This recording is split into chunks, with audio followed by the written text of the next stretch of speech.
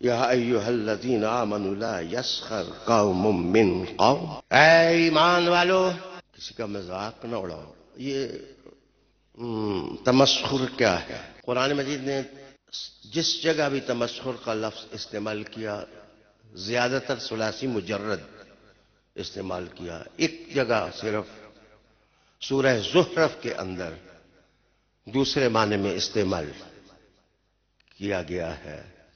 اس کا معنی یہ ہوتا ہے کہ صرف ٹھٹھا یا مذاق کرنا نہیں، کسی آدمی کو بے وقوف سمجھنا اور اس کو بلا سمجھنا للہ، اور اس کو بے وقوف سمجھ کر کے اس کا مذاق اڑانا، اس کو ذرا کہتر سمجھنا، اس کو اپنے سے کم تصور کرنا اور اپنے آپ کو بڑا تصور کرنا، قرآن مجید نے اس کو جرم قرار دیا، کہا کہ یہ ٹھیک نہیں ہے۔ یاد رکھنا تین چیزیں ہیں ناظرین جو انسان کے اندر دوسروں کا استخفاف کراتی ہیں، توہین کراتی ہیں۔ دولت زیادہ ہو تو انسان اپنی دولت کے بل بوتے پر جو غریب ہے وہ غریب کا مذاق اڑاتا ہے، اہل ثروت غریبوں کی غربت کا مذاق اڑاتے ہیں کہ یہ کمینے ہیں، یہ چھوٹے ہیں، یہ ذلیل ہیں،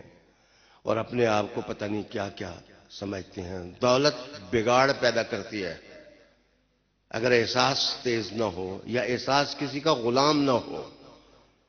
ابو بکر صدیق کی دولت نے ابو بکر کو کچھ نہ کہا، عبد الرحمن ابن عوف کی دولت نے ان کو کچھ نہ کہا، عثمان ابن عفان رضی اللہ تعالیٰ عنہ کی دولت نے ان کو کچھ نہ کہا، زبیر بن عوام کی دولت نے ان کو کچھ نہ کہا، حضرت طلحہ کے استبلوں اور محلات نے ان کو کچھ نہ کہا۔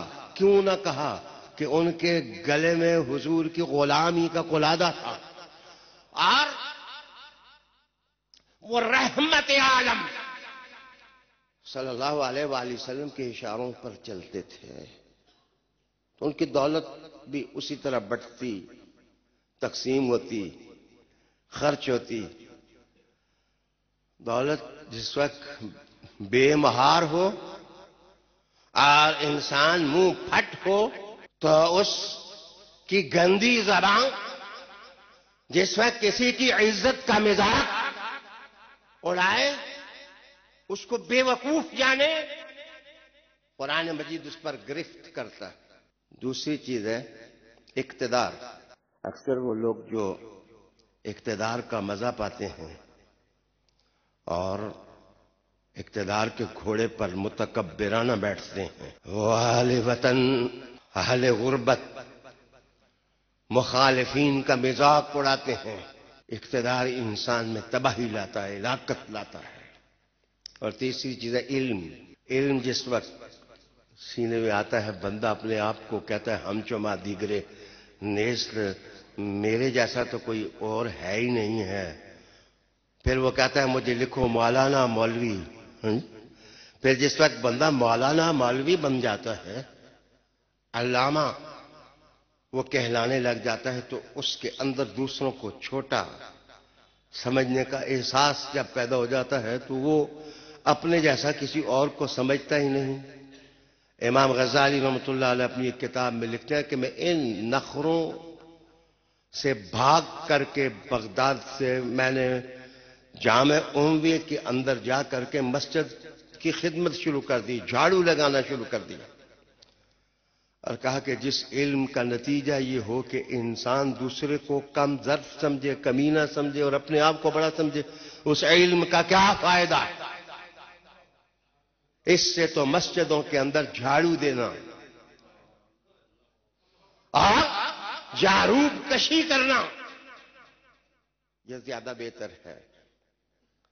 پیارے دوستو، قرآن مجید نے منع کیا کہ کسی کا مذاق نہ اڑاؤ۔ ہو سکتا ہے کہ جس کا تم مذاق اڑاتے ہو وہ تم سے اچھا ہو، تم سے بہتر ہو، علم میں تم سے زیادہ ہو، اور اثر رسوخ میں تم سے اچھا ہو، بہتر ہو۔ کبھی اپنے لفظوں کو آوارہ نہ ہونے دو۔ آوارہ لفظ انسان کو دار رسن تک جا پہنچاتے ہیں۔ اور منہ پھٹ ہونا انسان کو بام سوریہ سے گرا کر قہر مذلت میں پٹخ دیتا ہے.